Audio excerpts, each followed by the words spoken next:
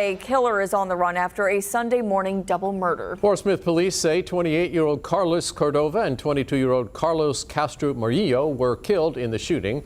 Police also released photos of the suspected gunman. Investigators met with people who lived near the crime scene on Dale Drive. And as Dan Kennedy found out, people living on that street are no strangers to the sound of gunfire. People living on Dale Drive in Portsmouth see the police on a weekly basis. Public records show 155 calls for service to Dale Drive in the last year.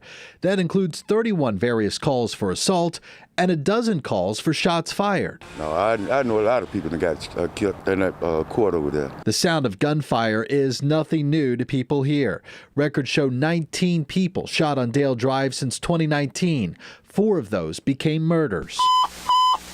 Gunshot 124 Dale Drive. The latest happened just after sunrise Sunday morning. Detectives want to talk to the man seen in this surveillance driving an early to mid-2000s white Lexus ES.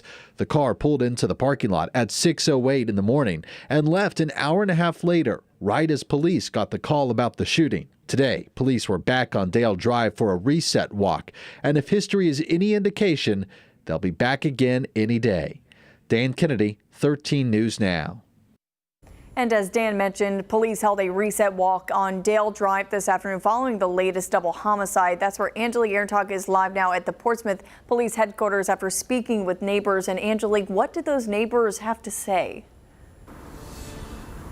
Several people who live on Dale Drive tell me they are scared and they fear for their family's safety. This afternoon, Portsmouth police officers and others walked the neighborhood to extend resources in the Dale Homes community.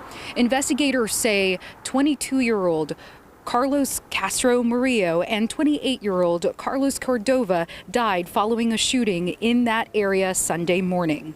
Police released surveillance images of the person they believe is responsible for the double murder. The suspect is still on the run. With violence in their neighborhood, 2 moms off camera tell me they won't even let their children out to play during the day. One even tells me she's eager to move out of the area. This afternoon, I also spoke with Mayor Shannon Glover about that exact fear and those worries from those parents. Here's what he had to say.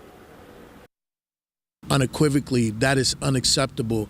It is not acceptable that our young people, our families can't go outside and enjoy their community. So I can assure you that the manager, the police chief, everyone is working overtime.